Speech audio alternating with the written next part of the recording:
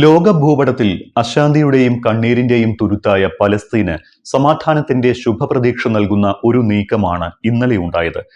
പലസ്തീനെ പരമാധികാര രാഷ്ട്രമായി യുകെയും കാനഡയും ഓസ്ട്രേലിയയും അംഗീകരിച്ചു. അന്തർദേശീയ സമൂഹത്തിൽ ഒരു സുപ്രധാന നിലപാട് പ്രഖ്യാപനമായാണ് പലസ്തീൻ രാഷ്ട്രത്തെ പരമാധികാര രാഷ്ട്രമായി അംഗീകരിക്കാനുള്ള ഈ മൂന്ന് രാഷ്ട്രങ്ങളുടെയും തീരുമാനം. കാനഡയും ഓസ്ട്രേലിയയും നേരത്തെ നിലപാട് പ്രഖ്യാപിച്ചിരുന്നുവെങ്കിലും ഏറെ അനിശ്ചിതത്വത്തിനൊടുവിലാണ് യുകെയും ഇക്കാര്യത്തിൽ തീരുമാനമെടുത്തത്.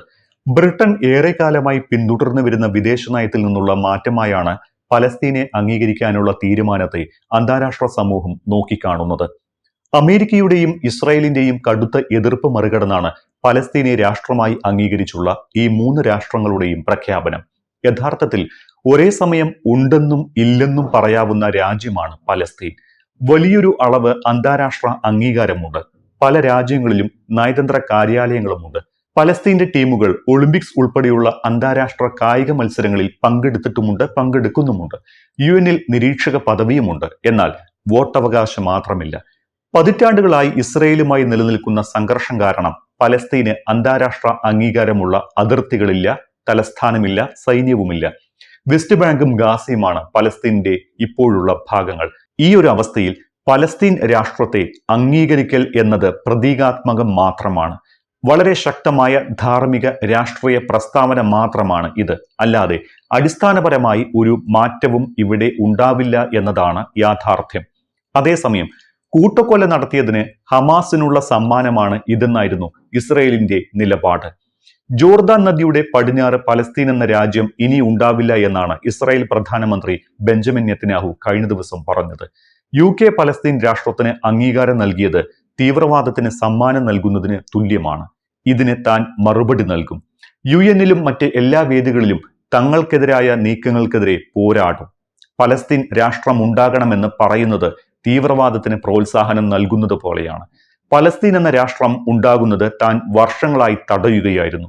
പലസ്തീൻ രാഷ്ട്രത്തിന് വേണ്ടി അന്താരാഷ്ട്ര തലത്തിലും ആഭ്യന്തര തലത്തിലും വലിയ സമ്മർദ്ദം താൻ നേരിട്ടിട്ടുണ്ട് എന്നും നെതന്യാഹു പറഞ്ഞു. സമ്മർദ്ദങ്ങൾക്കിടയിലും ജൂത കുടിയേറ്റം വ്യാപിപ്പിക്കാൻ കഴിഞ്ഞിട്ടുണ്ട്. ഇത് തന്നെ വരും വർഷങ്ങളിലും തുടരുമെന്നും നെതന്യാഹു പറയുകയാണ്. ജോർദാൻ നദിയുടെ പടിഞ്ഞാറ് പലസ്തീൻ എന്ന രാഷ്ട്രം ഉണ്ടാവില്ല എന്നുകൂടി ബെഞ്ചമിൻ നെതന്യാഹു അടിവരയിടുകയാണ്. അതേസമയം അമേരിക്കയുടെയും ഇസ്രായേലിന്റെയും എതിർപ്പ് മറികടന്നാണ് യുകെയുടെ പലസ്തീൻ രാഷ്ട്ര പ്രഖ്യാപനമുണ്ടായത്. അമേരിക്കയുമായുള്ള പരമ്പരാഗത സഖ്യത്തിൽ നിന്ന് അകന്നു പോകുന്നതിന്റെ സൂചനയായും സുപ്രധാന വിദേശ നയ മാറ്റമായും ഈ നിലപാടിനെ കാണാം. ഗാസയിൽ തുടരുന്ന സംഘർഷത്തിൽ ഈ നിലപാട് ഏറെ നിർണായകമാകും. ചരിത്രപരമായ തീരുമാനമായാണ് അന്താരാഷ്ട്ര സമൂഹം പശ്ചിമ രാജ്യങ്ങളുടെ ഈ പിന്തുണയെ കാണുന്നത്. സ്വന്തം എക്സ് അക്കൗണ്ടിൽ പോസ്റ്റ് ചെയ്ത വീഡിയോയിലൂടെയാണ് യുകെ പ്രധാനമന്ത്രി പലസ്തീനെ പരമാധികാര രാഷ്ട്രമായി അംഗീകരിച്ചതായി പ്രഖ്യാപിച്ചത്. മധ്യേഷ്യയിൽ വർദ്ധിച്ചുവരുന്ന ഭീകരതയെ അഭിമുഖീകരിക്കുമ്പോൾ സമാധാനത്തിന്റെയും ദ്വിരാഷ്ട്ര പരിഹാരത്തിന്റെയും സാധ്യതയെ സജീവമായി നിലനിർത്താൻ ഞങ്ങൾ പ്രവർത്തിക്കുന്നു എന്ന് പ്രഖ്യാപനം നടത്തിക്കൊണ്ട് സ്റ്റാർമർ വീഡിയോയിൽ പറഞ്ഞു. യുകെ എന്ന മഹത്തായ രാജ്യത്തിന്റെ പ്രധാനമന്ത്രി എന്ന നിലയിൽ യുണൈറ്റഡ് കിങ്ഡം പലസ്തീൻ സംസ്ഥാനത്തെ ഔദ്യോഗികമായി അംഗീകരിക്കുന്നുവെന്നും വീഡിയോയിൽ സ്റ്റാർമർ കൂട്ടിച്ചേർത്തിട്ടുണ്ട്. ഗാസയിലെ സംഘർഷം അവസാനിപ്പിക്കാനും ഇസ്രയേലും പലസ്തീനുമിടയിൽ നിലനിൽക്കുന്ന പ്രശ്നങ്ങൾ പരിഹരിക്കാനും നീക്കം സഹായിക്കുമെന്നുകൂടി ബ്രിട്ടീഷ് പ്രധാനമന്ത്രി പറഞ്ഞു വെക്കുന്നു.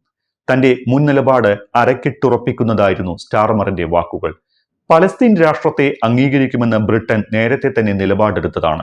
ഗാസയിൽ വെടിനിർത്തലിന് ഇസ്രായേൽ സമ്മതിച്ചില്ലെങ്കിൽ സെപ്റ്റംബറിൽ പലസ്തീൻ രാഷ്ട്രത്തെ അംഗീകരിക്കുമെന്ന് ബ്രിട്ടൻ വ്യക്തമാക്കിയിരുന്നതാണ്. ഇതിനായി ചില ഉപാധികളും ബ്രിട്ടൻ മുന്നോട്ട് വെച്ചു.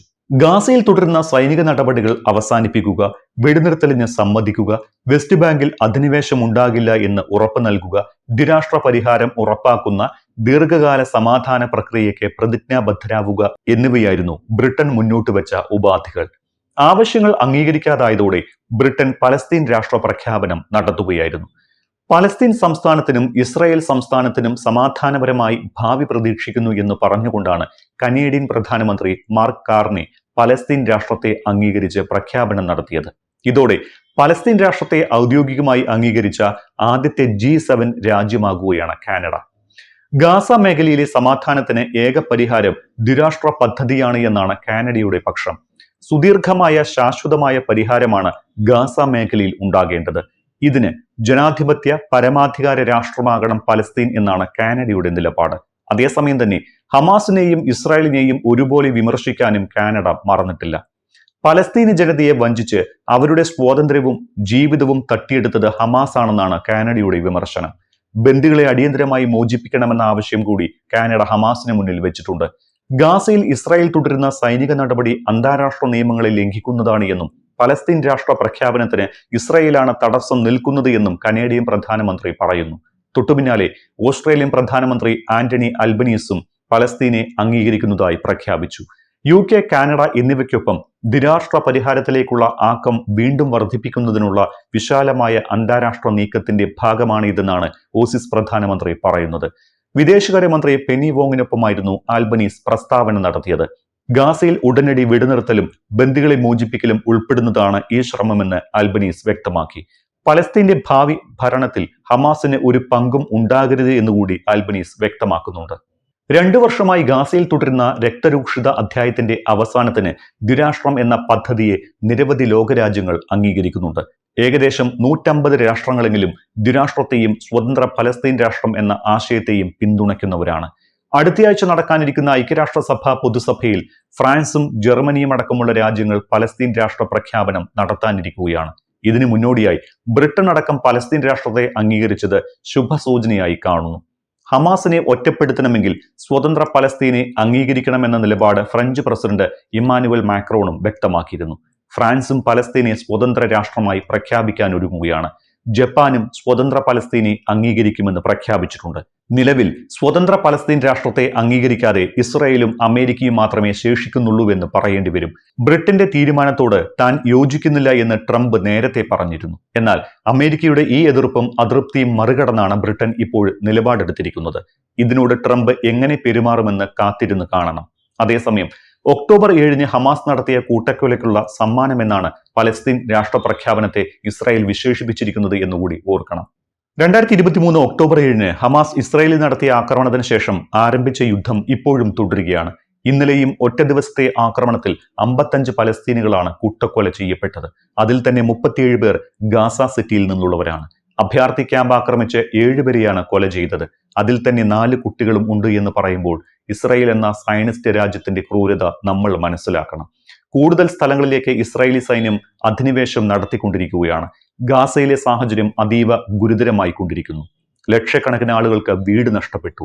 അടിസ്ഥാന സൗകര്യങ്ങൾ നശിപ്പിക്കപ്പെട്ടു. ഹമാസ് നിയന്ത്രിത ആരോഗ്യ മന്ത്രാലയത്തിന്റെ കണക്കനുസരിച്ച് 65,208 ആളുകൾ കൊല്ലപ്പെട്ടിട്ടുണ്ട് എന്നാണ് കണക്ക്. പലസ്തീൻ രാഷ്ട്രത്തെ അംഗീകരിക്കാൻ UN-ലെ 193 അംഗരാജ്യങ്ങളിൽ 75% പേരും നിലവിൽ തയ്യാറാണ്. എന്നാൽ അന്താരാഷ്ട്ര അതിരുകളോ തലസ്ഥാനമോ സൈന്യമോ ഇല്ലാത്ത ഒരു രാഷ്ട്രമായിരിക്കും ഇത്. സ്പെയിൻ, അയർലൻഡ്, നോർവേ എന്നിവ കഴിഞ്ഞ വർഷം തന്നെ ഈ നടപടി സ്വീകരിച്ചു. പോർച്ചുഗൽ, ഫ്രാൻസ്, കാനഡ, ഓസ്ട്രേലിയ തുടങ്ങിയ രാജ്യങ്ങളും പലസ്തീൻ രാഷ്ട്രത്തെ അംഗീകരിക്കാൻ സാധ്യതയുണ്ട്. ബ്രിട്ടൻ അടക്കം എടുത്ത ഈ സുപ്രധാന തീരുമാനം മിഡിൽ ഈസ്റ്റിലെ സമാധാന ശ്രമങ്ങളെ കൂടുതൽ സങ്കീർണമാക്കുമോ അതോ പുതിയ വഴികൾ തുറക്കുമോ എന്ന് ഇനി നമ്മൾ കണ്ടറിയണം.